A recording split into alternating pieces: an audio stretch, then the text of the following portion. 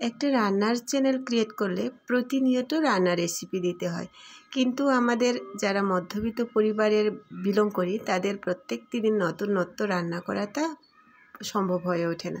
আসসালামু আলাইকুম, আমার রান্নাঘরে আপনাদের স্বাগত জানাই। আজকে আমার রান্নাঘরে রান্না হয়েছে নতুন একটা রান্না বলতে সচরাচর আমার বাসায় শুধুমাত্র আলু দিয়ে তরকারি রান্না হয় না। আলুটা খুব কমই খাওয়া হয়, কারণ আমরা সবাই হেলদি বাসার মানুষগুলো। এই কারণে আলুটা একটু কম খাওয়ার চেষ্টা করি। তবে আজকে আমি শুধুমাত্র আলু দিয়ে মাছের একটা ঝোল রান্না তরকারি করলাম, সেটা আপনাদের সাথে শেয়ার করছি। তো এটা শেয়ার করার মতো তেমন ইম্পর্টেন্ট কোনো বিষয় না, তারপরেও শেয়ার করছি। বলতে পারেন কন্টেন্টের অভাব। বলছিলাম প্রথমেই যে রান্নার ব্লগ যদি ক্রিয়েট করা হয়, সেখানে রান্না প্রত্যেক দিন নতুন রান্নার রেসিপি তৈরি করাটাও কষ্টসাধ্য ব্যাপার হতে পারে। আবার আমাদের মধ্যবিত্ত পরিবারে প্রত্যেক দিন নতুন কিছু করাটাও খুবই সম্ভব হয় না।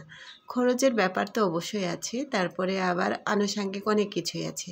তো আমার তো রান্নাঘরের চ্যানেল, আমার বাসায় যে খাবারগুলো প্রতিনিয়ত রান্না হয় সে রান্নাগুলো দিয়েই আমার এই পেজটা সাজানোর চেষ্টা করেছি।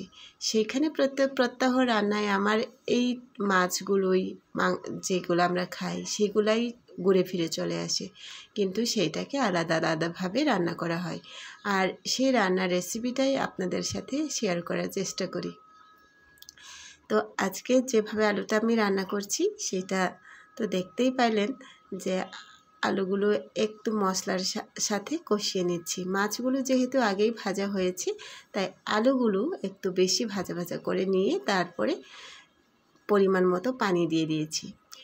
টমেটো দিয়েছি, যেহেতু টমেটোর সিজন। এখন টমেটো না হলে যেন একটা রান্নাও সম্ভবপর হয়ে ওঠে না, ওইরকম একটা অবস্থা আর কি। যখন তরকারিতে বলক চলে এসেছে, তখন এই ভাজা মাছগুলো দিয়ে দিলাম। এই মাছের পিসেসগুলো একটু বড় ছিল, এই কারণে এক টুকরা মাছটাকে 2 টুকরা বানিয়ে বেশ অনেকগুলা পিস করে নিয়েছি। আর এবার এটাকে রান্না হতে দিব। যেহেতু আলুটা সিদ্ধ হয়ে গেছে আর মাছটা 80% মতোই ভাজা, তাই রান্নাটা বেশিক্ষণ আর দেরি হবে না। ঝোলটা একটু গাঢ় হলেই এই তরকারিটা নামিয়ে নিব। তো আমার এই রান্নার রেসিপিটা আপনাদের কেমন লেগেছে অবশ্যই জানাবেন। যদি ভালো লাগে একটু লাইক, একটা কমেন্টস করে দিবেন। আর আপনারা যারা আমার সাথে প্রতিনিয়ত আছেন, আপনাদের সবাইকে অসংখ্য ধন্যবাদ জানাচ্ছি আমার পাশে থাকার জন্য। সবাই ভালো থাকবেন, কথা হবে নেক্সট ভিডিওতে। আল্লাহ হাফেজ।